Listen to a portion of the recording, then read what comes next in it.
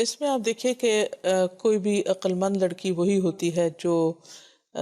اپنے فیصلے صرف دوسروں کے مشوروں کے تابع نہیں رکھتی، خواہ وہ کوئی بھی ہو۔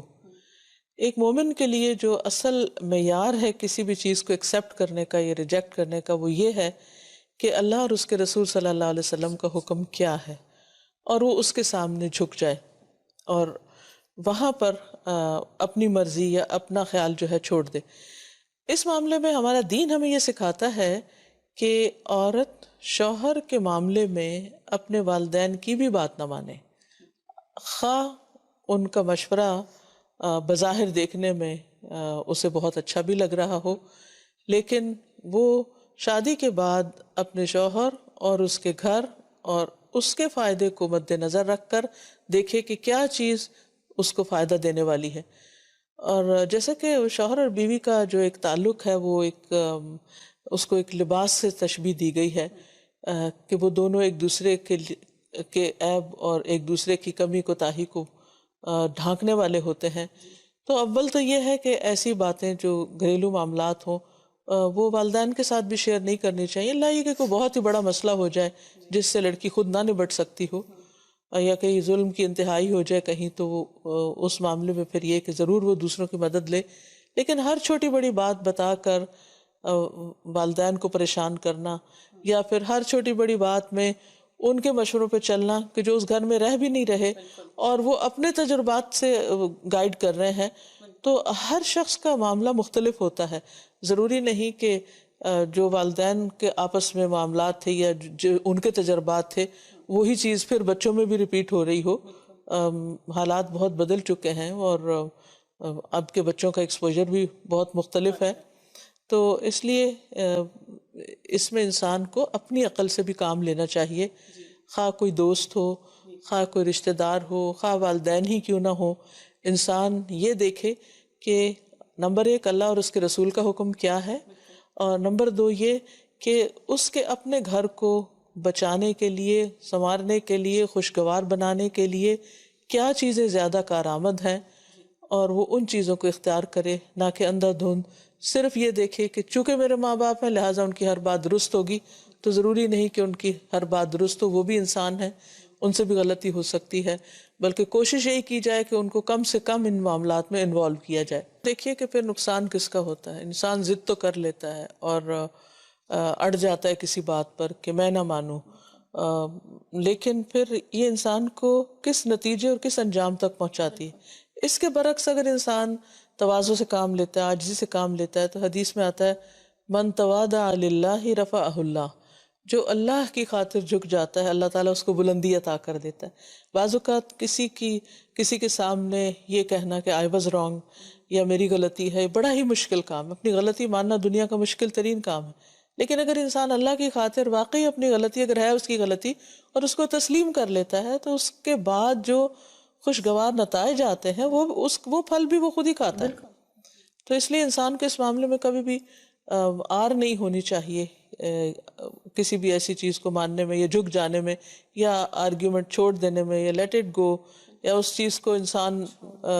چھوڑ دے اور اس کے بحث مباحثے میں نہ پڑے یا ضد میں نہ پڑے، تو اس کے بہت سارے فائدے ہیں۔ اصل میں بہت سی چیزیں انسان کا جو اچھا رویہ ہوتا ہے اس سے خود بخود اس طرح کے منفی جذبات ختم ہو جاتے ہیں۔ میں سمجھتی ہوں کہ ایسے رشتوں میں سب سے پہلی چیز کچھ بھی سکھانے سے پہلے اور کچھ بھی کسی کو دینے سے پہلے اعتماد بحال کرنے کی ضرورت ہے، دوسرے کو اپنی خیر خواہی کا احساس دلانے کی ضرورت ہے، محبت دینے کی ضرورت ہے، گھر کو گھر سمجھنے کی ضرورت ہے، اور پھر اس کے بعد جو بھی چیزیں ہوں گی وہ ان کا تبادلہ خیال یا تجربہ یا علم ایک دوسرے کے ساتھ شیئر کرنا وہ بہت آسان ہو جائے گا، کیونکہ جب تک انسان کسی بھی چیز میں اپنے نفع نقصان کو مشترک نہیں سمجھتا تو اکٹھا چل نہیں سکتا۔ پیس دینی چاہیے، وقت دینا چاہیے،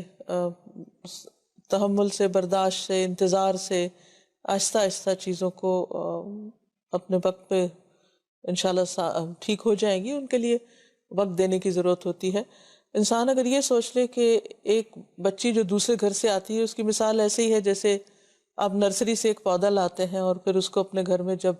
لگاتے ہیں تو اس کو جڑ پکڑنے میں، اس کو پروان چڑھنے میں ایک وقت لگتا ہے، اور شروع میں چاہے آپ پانی بھی دے رہے ہو سب کچھ، لیکن وہ مرجھا بھی جاتا ہے، اور بعض اوقات یوں لگتا ہے کہ جیسے یہ پھلے پھولے گا ہی نہیں، لیکن جب آپ صبر کے ساتھ اس کے ساتھ لگے رہتے ہیں تو پھر وہ نئے پتے نکالنے لگتا ہے، اور ایک دن آتا ہے کہ اسی پہ پھل لگتے ہیں، لیکن یہ سارا وقت بہت صبر کا ہوتا ہے، تو صبر جو ہے وہ بہت ضروری ہے۔ ایسے موقع پر بھی یہ سوچنا چاہیے کہ اب جو ہونا تھا وہ تو ہو گیا، غلطی اے کی تھی یا بی کی تھی، اور اب اس مسئلے کا حل ڈھونڈنا چاہیے، نہ کہ اپنی ایگو کو سیٹسفائی کرنا چاہیے کہ میں نے صحیح کہا تھا اور میری بات اپروو ہو گئی۔ پروو بھی ہو گئی تو اس سے نکلا کیا؟ بالکل، اور آگے کیا نکلے گا اگر آپ پروو بھی کرتے رہیں گے اور اپنے بچے کا اور نقصان، اپنے بچے کا نقصان کر رہے ہیں، اور اس کی تربیت بھی نہیں ہو رہی ماں باپ کی لڑائیوں سے۔ تو بہتر یہ ہے کہ آئندہ کے لیے مزید اپنی غلطیوں سے سبق سیکھ کر بہتر فیصلے کرنے کی کوشش کرنی چاہیے۔ تو اصل میں کوئی بھی فیصلہ یک طرفہ نہیں ہونا چاہیے، اور بعض اوقات انا بڑوں کی طرف سے ہوتی ہے، اور بعض اوقات یہ خرابی چھوٹوں کی طرف سے بھی ہوتی ہے، کیونکہ ہر انسان کے اندر کسی نہ کسی درجے میں یہ چیز موجود ہوتی ہے، لیکن اگر انسان یہ سوچے کہ